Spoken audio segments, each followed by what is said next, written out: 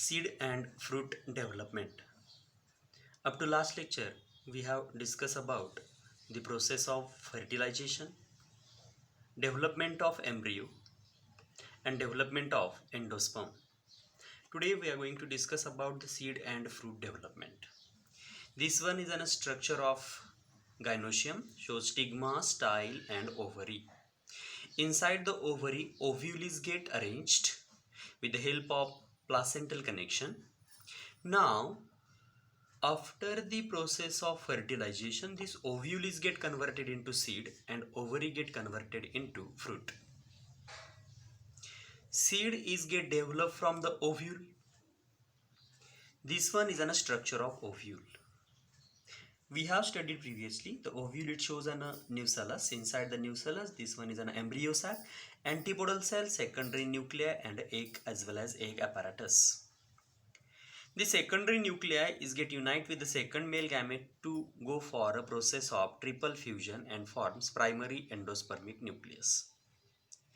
This primary endospermic nucleus, it go for the mitotic type of a cell division to form an endosperm. Syngamy, union of first male gamete with the egg to form an zygote. Primary endospermic nucleus is triploid in nature to form a triploid endosperm, and zygote is diploid in its nature to form a diploid embryo as well as cotyledon. Here what happens?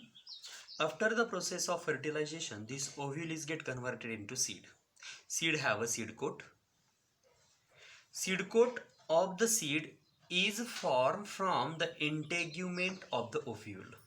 Ovule have an outer integument and inner integument. This one is a bitegmic ovule. Outer integument get converted into the seed coat. Outer seed coat called as a testa. It is thick, it is tough and impervious to the water, and is also helpful to protect the inner embryo from external environmental condition. Inner integument, it is thin and is present inside the testa, which is called as a tegmen. Tegmen is formed from inner integument and testa is formed from outer integument. This one is a seed coat.